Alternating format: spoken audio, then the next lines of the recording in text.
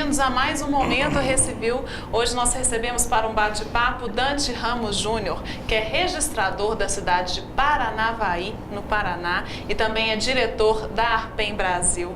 Bom dia, Dante. Bom dia, é um prazer estar aqui com vocês. Prazer é todo nosso.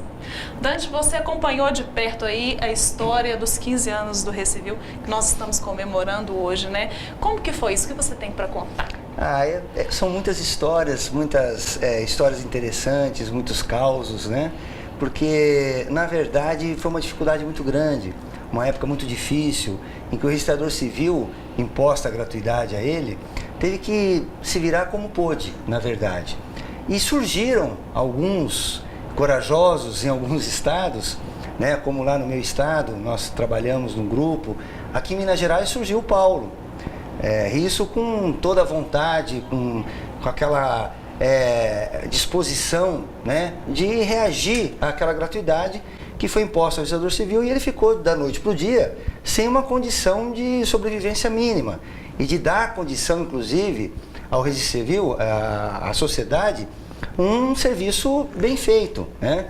E eu lembro muito bem que nesse começo, meados de 95, 96, por aí, nós rodávamos por esse Belo Horizonte. Eu vinha do Paraná, eu era presidente do Instituto do Registro Civil no Paraná, e o Paulo estava formando a associação aqui dos registradores civis, que depois veio a se transformar em sindicato, né?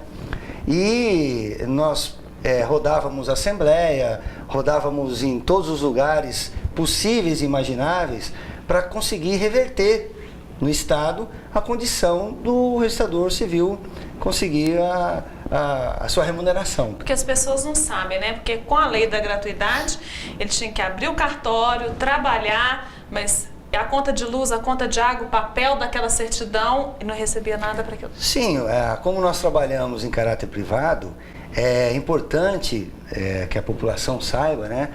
Que o telespectador saiba, que todas as despesas, o registrador tem arca com as despesas. Então isso foi um ônus que o Estado nos impôs, que nós não tínhamos condições de sobrevivência. Porque não é só a questão de abrir o cartório, de atender a população, de ter as despesas, né, inerentes ao serviço.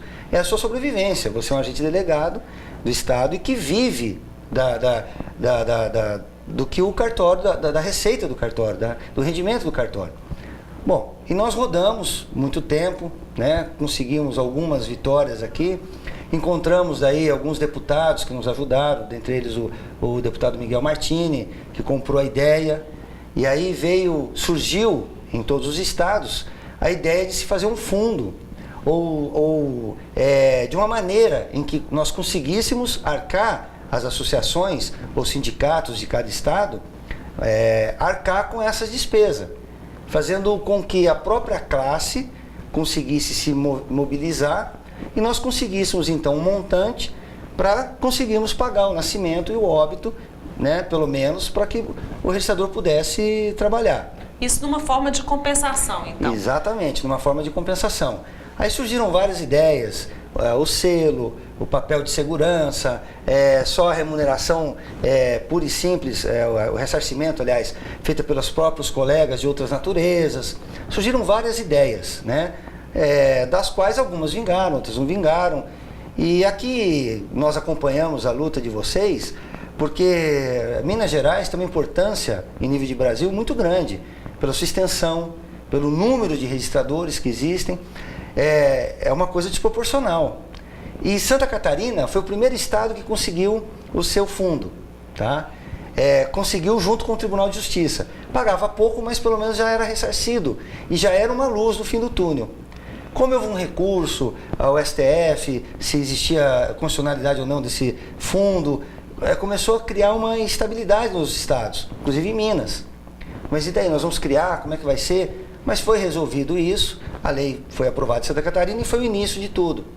Aí São Paulo também conseguiu fazer o seu fundo também, ressarcindo muito bem, com garantias ao registrador civil. E Minas Gerais conseguiu daí, junto com a Assembleia Legislativa, junto com o apoio do deputado e tudo, também o seu fundo. O Paulo, se não me engano, primeiro passou para sindicato, né? Criou o sindicato, com o sindicato mais força política, inclusive, e daí sim conseguiu deslanchar e tentar fazer esse ressarcimento. E hoje nós ficamos aqui satisfeitos e maravilhados com o que é o Recivil. O Recivil hoje é um exemplo para todo o país e é uma instituição respeitada dentro do Estado como uma das maiores arrecadadoras, inclusive, né? Junto com o Estado, de recursos. É emocionante, para te falar a verdade. Para quem partiu do nada, como nós partimos, de quem pegou realmente alguns contrapontos importantes, que teve que se desdobrar e ver os frutos hoje, que estão sendo colhidos pelo Recivil, depois de 15 anos, com trabalhos de registro por esse interior afora de Minas, que é um Brasil que poucos brasileiros conhecem, é de ficar maravilhado. Muito obrigada, Dante, pela sua participação. Eu que agradeço. No programa de hoje, você conheceu um pouco da história do Recivil.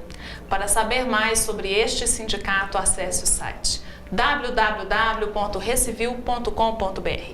Para entrar em contato conosco, mande e-mail para sindicato@recivil.com.br. Até a próxima semana.